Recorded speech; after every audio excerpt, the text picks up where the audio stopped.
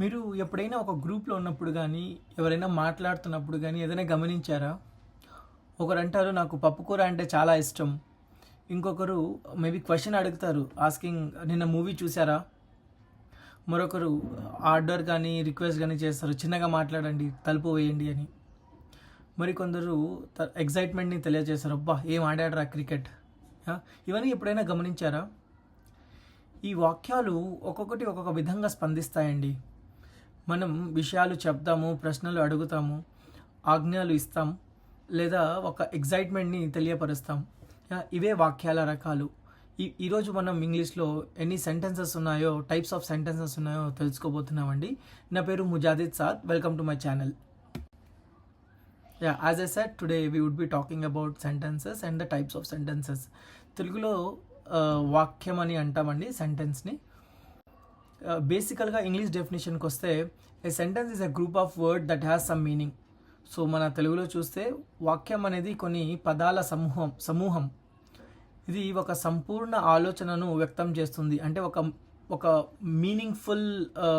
Meaningful స్టేట్మెంట్ని మీకు తెలియజేస్తుందండి. ఆ meaningful అనేది ఇట్ మైట్ బి ఏదైనా ఇన్ఫర్మేషన్ కావచ్చు, క్వశ్చన్స్ అడగడం అయినా కావచ్చు, ఆర్ ఎగ్జైట్మెంట్ తెలపడం అయినా కావచ్చండి. As I said, let's explore the types of sentences that we have in English. ఇక్కడ కూడా I'm not going in depth అండి. Basic sentences and different types of sentences and కొన్ని examples we will be covering. So first one is declarative sentence అండి. మన తెలుగులో ప్రకటన వాక్యాలు అని అంటామండి దీన్ని. ఇవి బేసికలీ ఒక విషయాన్ని తెలియజేస్తాయి. If we see the definition of declarative sentence in English, a sentence that makes a statement is called declarative sentence.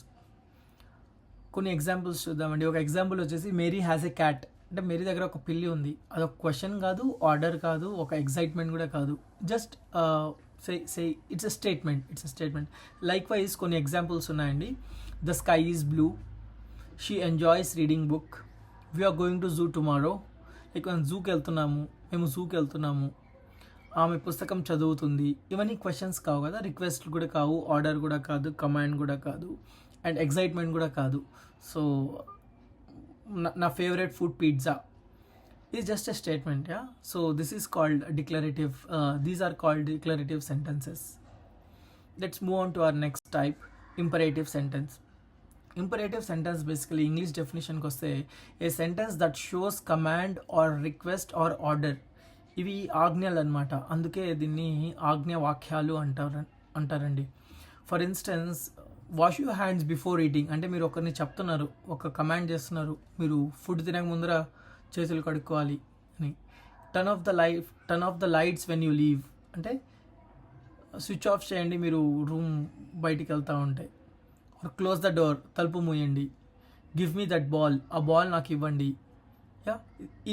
ఇవి బేసికలీ మీరు ఒకరిని కమాండ్ చేయడం కానీ, ఆర్డర్ చేయడం కానీ, కాస్త నీళ్ళు ఇస్తారా, this also imperative because you are requesting someone. So this is called imperative sentence. ఏదైనా మీరు రిక్వెస్ట్ కానీ, ఆర్డర్ కానీ, కమాండ్ కానీ చేస్తుంటే ఆ సెంటెన్సెస్ని, ఆ వాక్యాలను ఇంపరేటివ్ సెంటెన్స్ అని అంటామండి, ఆజ్ఞ వాక్యాలు. Now our next sentence, exclamatory sentence. English డెఫినేషన్కి వస్తే a sentence that expresses a strong feeling. దీనికి కొండకూడదు ఏంటంటే, ఈ సెంటెన్సెస్ని ఎలా ఐడెంటిఫై చేయాలి? కొండకూడదు ఏంటంటే it always ends with an exclamation mark. అంటే ఈ ఎక్స్క్లమేషన్ మార్క్తో ఎండ్ అయ్యే ప్రతి సెంటెన్స్ అండి ఎక్స్క్లమేటరీ సెంటెన్స్ అని అంటామండి. తెలుగులో బేసికలీ మీనింగ్ ఏంటంటే ఒక ఆశ్చర్యాన్ని వ్యక్తపరుస్తాయండి ఈ సెంటెన్సెస్ అని. అంటే ఒక ఫీలింగ్, ఒక ఎమోషన్కి. ఫర్ ఎగ్జాంపుల్, ఇక్కడ ఎగ్జాంపుల్ చూస్తే ద డే ఈజ్ వండర్ఫుల్. అంటే ఈరోజు చాలా బాగుంది. It's like showing one feeling. Wow, that's an amazing work. అంటే వావ్, చాలా మంచి పని చేశారు, చాలా బాగా పని చేశారు. What a beautiful sunset. అంటే ఒక ఎమోషన్ని మీరు ఎక్స్ప్రెస్ చేస్తున్నారండి. This is the best day ever. ఈరోజు చాలా బెస్ట్ డే అనమాట అని మీరు ఒకరు చెప్తున్నారండి. ఈ సెంటెన్సెస్ బేసికలీ ఒక, యాజ్ ఐ సెడ్, ఒక ఇమోషన్స్ అనమాట. ఇప్పుడు ఎవరైనా ఏదైనా అలాస్ హీ లాస్ట్ హిజ్ వ్యాలెట్, అయ్యో తన వ్యాలెట్ పోయింది, పోగొట్టుకున్నాడు, సంథింగ్ లైక్ దట్. సో ఈ వాక్యాలని ఎక్స్క్లమేటరీ సెంటెన్సెస్ అని చెప్తామండి. యాజ్ ఐ సెడ్ కొండ గుర్తుగా whenever there is an exclamation mark you can consider this one as exclamatory sentence. Yeah, now let's move on to our next type of sentences, which is interrogative. ఇవి basically questions అనమాట. Questions అంటే మీరు ఒకరి అడుగుతూ ఉంటారు. Like if you see the true definition in English, it says a sentence that ask questions and it ends with a question mark. So anything that ends with a question mark is an interrogative sentence. అంటే మీరు ఒక ప్రశ్న అడిగారు, ఒక ప్రశ్న అనమాట. It's just asking a question. Like do you have pencil, మీ దగ్గర పెన్సిల్ ఉందా, మీరు వెళ్తున్నారా, మీ వయసు ఎంత, మీరు ఎందుకు నవ్వుతున్నారు.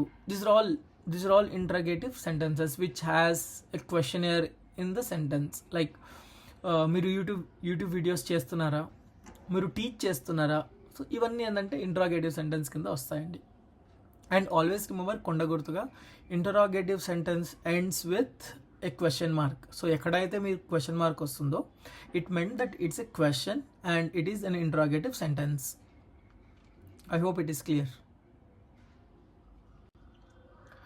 క్విజ్ టైం అండి. ఇప్పుడు మీకు కానీ అబవ్ 2-3 minutes కానీ క్విక్గా అర్థమై ఉంటే please answer this question in the comment box. Which type of sentence asks a question and uses a question mark? దీనికి మీకు 2 options కూడా ఇస్తానండి. Is it imperative sentence or is it interrogative sentence? Pause చేసి మీరు comment బాక్స్లో mention చేయండి. Next question, what type of sentence tells someone to do something? A sentences ఒకరిని ఒక పని చెయ్యండి అని ఒక ఆదేశం కానీ ఆజ్ఞ కానీ ఇస్తాయి.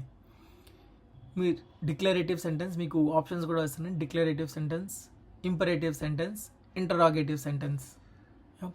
వీడియో పాజ్ చేసి you can comment your understanding in my comment box. ఇంకోటి కూడా అండి, which type of sentence shows a great feeling and uses exclamation point. ఇది మీకు ఆల్రెడీ చెప్పానండి, దీనికి కొండ గుర్తు కూడా చెప్పాను. Just check how well you could connect the topic. So ఇంకో సెంటెన్స్ అండి, the cat is sleeping on the sofa. అంటే ఆ పిల్లి సోఫా మీద పనుకొని ఉంది, నిద్రపోతుంది. So this is just a statement. So now you guess what type of sentence is it. Is it declarative or imperative or exclamative or exclamatory or interrogative? Comment box lo comment cheyandi. The other question, what is your favorite hobby? Me favourite hobby ఏంటి? ఇది కూడా you can guess easily. కొండ గుర్తు అయితే చెప్పినాను. The next one, wow, that was an amazing show. ఇక్కడ కూడా you can guess it very easily because కొండ గుర్తు అయితే చెప్పున్నాను. Please pass me the salt. ఆ ఉప్పు ఇవ్వండి. గెస్ చేయండి. అదే it's a type of request కదా. You are adding please. Please దయచేసి కొంచెం ఉప్పు ఇవ్వండి, ఆర్ దయచేసి ఆ ఉప్పు పాస్ చేయండి అంటున్నారు మీరు. ఓకే, మీరు ఆఫ్లైన్గా మేబీ ఈ వీడియో పాజ్ చేసి ఇక్కడ ఉన్న డిఫరెంట్ సెంటెన్సెస్ని మీరు కమెంట్ బాక్స్లో దాని ఆన్సర్స్ ఎంటర్ చేయండి. Maybe in our next video we will meet soon. I hope this video is understandable and easy for you to digest. Thanks for your time. Have a good day. Bye.